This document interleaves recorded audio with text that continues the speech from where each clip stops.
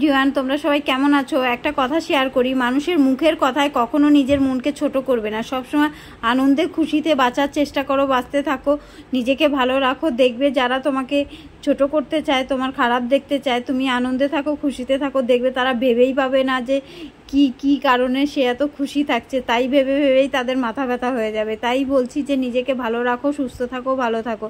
তোমাদের সাথে আজকেও ছোট্ট একটা ব্লগ ভিডিও শেয়ার করব, দেখতে থাকো। এখানে দেখো ফুচকা এনেছিলাম। ফুচকা এমনই একটা লোভনীয় খাবার, দেখলেই খেতে ইচ্ছা করে। আগের দিন এনেছিলাম, পরের দিন ভয়েস দিচ্ছি, তাই এখন ভয়েস দিচ্ছি। জিভে জল চলে আসছে। কাদের খেতে ইচ্ছা করছে কমেন্ট করে অবশ্যই জানিও। এখানে দেখো গেছিলাম স্টেশনে, সেখান থেকে আসার পথে আনা হয়েছে। দোকানে গিয়ে খাওয়ার মজা একরকম, আর বাড়িতে নিয়ে আসা খাওয়ার মজা একরকম। তাই আজকে রোজই বেশিরভাগ দিন দোকানে গিয়েই খাই, আজকে বাড়িতে নিয়ে আসলাম। দেখো এইদিকে খাওয়া দাওয়া করছি, আর গেছিলাম একটা কাজে। আর এখানে মেয়ের ড্রেস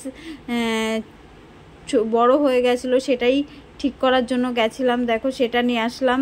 আর ফুচকা কিনেছিলাম যখন, সেই ভিডিওটা, এটা ওর একটা দিদি ছিল, তার জন্য নিয়েছিলাম, তাকে দিয়ে দিলাম। আর আমরাও বাড়িতে নিয়ে এসেছি। আর ভিডিওটা হয়তো সেটিং করতে একটু উল্টো পাল্টা হয়ে গেছে, কিছু মনে করো না। আর এখানে ফুচকা কিনছিলাম যখন, সেই ভিডিওটা একটুখানা তুলেছিলাম, সেইটাই তোমাদের সাথে শেয়ার করলাম। আর যারা যারা ভিডিও দেখছো অবশ্যই একটা কমেন্ট রেখে যাবে, তাহলে আমি বুঝতে পারবো যে কারা কারা ভিডিও দেখছো। আর গুড মর্নিংয়ে এখানে ব্রেকফাস্টে বিস্কুট, ডিম সেদ্ধ আর লাল চা নিয়ে নিয়েছি। লাল চা খেতেই বেশি পছন্দ করি। আর আমি এই দিকে দেখো আমের সময় এখন, তাই দেখো রান্না বান্নার প্রস্তুতি চলছে। আম কেটে নিলাম, আমের সময় আম তো রান্না করতেই হবে, টক ডাল হোক, চাটনি হোক, আমের একটা রেসিপি প্রত্যেক দিনই হয়। আর এইদিকে দেখো শোল মাছ আনা হয়েছে, আর বাটা মাছ ঘরে ছিল, যেহেতু এই মাছগুলো ছিল, সাথে মেয়ের জন্য শোল মাছ আর আমাদের জন্য বাটা মাছ রান্না করলাম। আর এইদিকে দেখো কথা বলতে বলতে আমের টক রান্না হয়ে গেছে, আর তোমাদের সাথে ভাত হয়ে গেছে এই সাইডে। বলতে বলতে দেখো মাছ ভাজা হয়ে গেছে। আর তার সাথে কি রান্না করেছি, পাটের শাক। পাটের শাকও আমার খুব একটা ভালো লাগে, এই শাকটাও খেতে। দেখো পেঁয়াজ রসুন দিয়ে রান্না করব। এইদিকে দেখো দেখতে দেখতে মাছ ভাজা হয়ে গেল। কি শেয়ার করব খুঁজে পাই না, তাই রান্না বান্না খাবার দাবার যা সামনে থাকে তাই শেয়ার করে দিই।